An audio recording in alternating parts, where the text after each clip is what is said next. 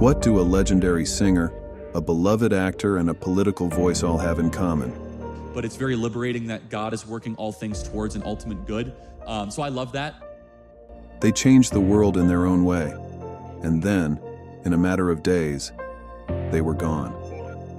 Robert Redford was one of the greatest names in modern Hollywood. The 89-year-old actor died early this morning. September 2025 delivered blow after blow to the world of fame, music, film, and public life. They were household names until headlines turned into memorials. Brace yourself for the biggest famous faces we lost in September 2025.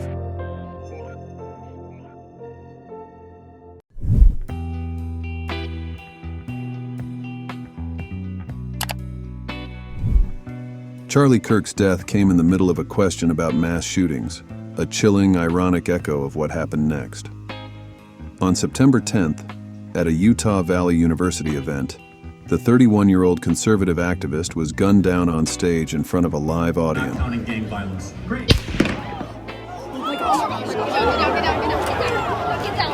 Within hours, he was pronounced dead. Known for his prove me wrong college debates, Kirk built Turning Point USA from a dorm room idea into a media juggernaut. By 22, he was speaking at the Republican National Convention. By 30, he had Donald Trump's ear and millions of followers.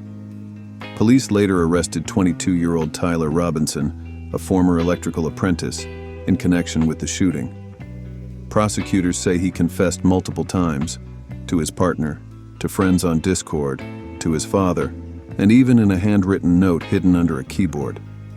He allegedly planned the attack for over a week, engraved meme-like messages on the bullets, and used his grandfather's Mauser rifle, later recovered in nearby woods. DNA linked him to the weapon. Surveillance showed Robinson arriving on campus in one outfit and fleeing in another. After recognizing their son in the footage, his parents persuaded him to surrender. He's now facing multiple felony charges, including aggravated murder and witness tampering, with prosecutors seeking the death penalty. Kirk's assassination has deepened political divides. Trump called him a martyr for truth. He's a martyr for truth and freedom. While others, even his critics, condemned the violence. Whether praised or reviled, Charlie Kirk was a force. His voice stirred millions and was silenced in an instant. Rest in peace.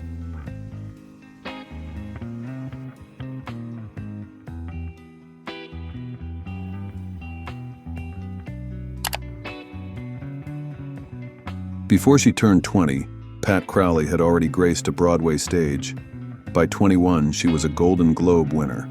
And by the time she passed on September 14th of natural causes, at the age of 91, she had racked up over 100 screen credits, a testament to a career that never stopped evolving. Crowley's journey began with a starring role in Southern Exposure as a high school senior, followed by breakout performances in Forever Female and Money from Home, that earned her the industry's new star spotlight in 1953.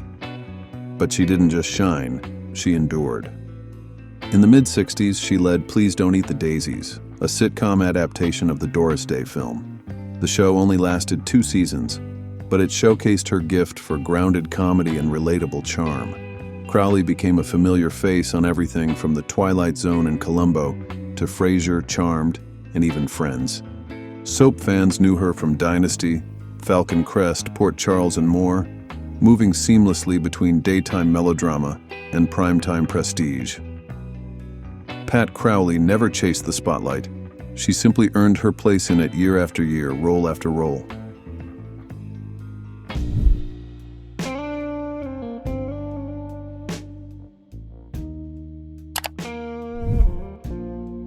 Marilyn Nolan, one of Hollywood's busiest child actresses during the 1930s, died of natural causes on September 15th at an assisted living facility in Idaho. She was 99.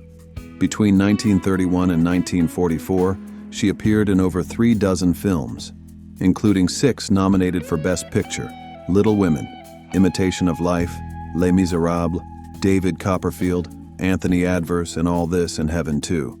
She worked with Katharine Hepburn, Claudette Colbert, Irene Dunne, and Bette Davis, and rarely had to audition. Her talent spoke for itself. Nolan never signed with the studio thanks to her father, who wanted her to live as normal a life as possible. Off-screen, she survived a car crash outside a studio lot and once played piano with Chico Marx. In later years, she wrote musicals, returned to the stage, and published her autobiography, Little Girl in Big Pictures. She may have left Hollywood at 18, but her films became cornerstones of classic cinema. She's survived by her 3 children, several grandchildren, and 12 great-grandchildren.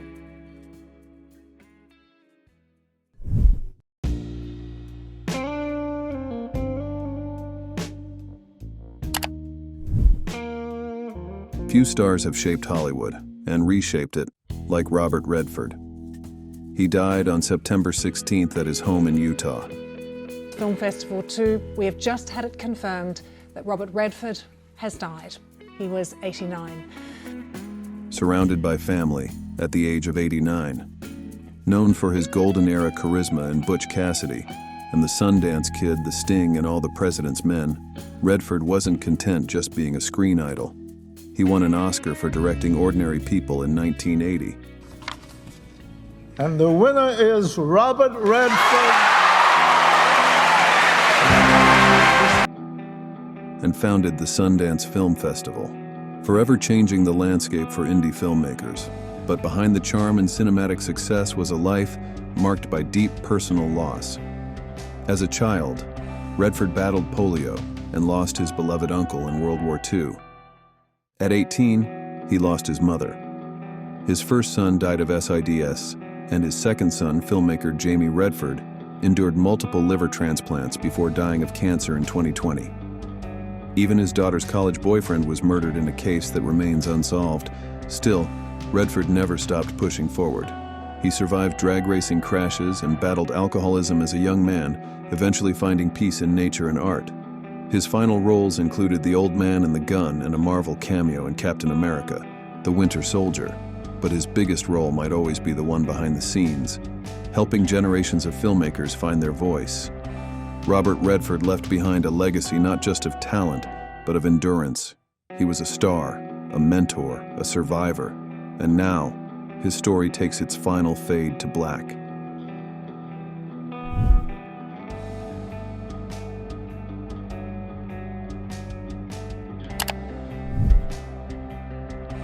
Stuart Craig didn't just design sets, he built entire worlds.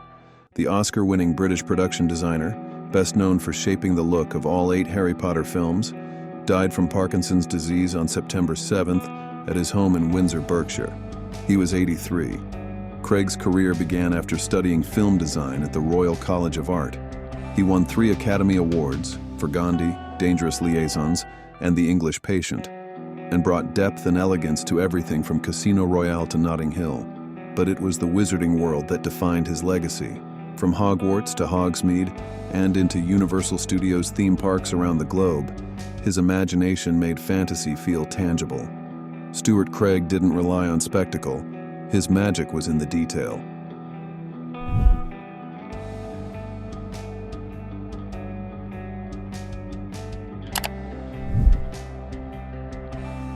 Giorgio Armani, the designer who redefined fashion with quiet confidence, died peacefully at home in Milan on September 4th from complications linked to age-related illness. He was 91. Born in 1934 in northern Italy, Armani entered fashion after studying medicine and working as a window dresser. In 1975, with partner Sergio Galeotti, he launched his own label and transformed the industry. His unstructured jackets and clean lines softened men's style and gave women a bold new silhouette. From American Gigolo to the Oscars' red carpet, Armani became a symbol of effortless power. His designs dressed icons like Richard Gere, Cate Blanchett, and Sean Connery. He remained the sole owner of his company, expanding into Emporio Armani, home design, hotels, and Olympic uniforms. Even into his 90s, he oversaw every creative decision. Armani once said his only regret was not spending more time with loved ones, but the empire he built and the elegance he embodied will continue to inspire long after the final runway show.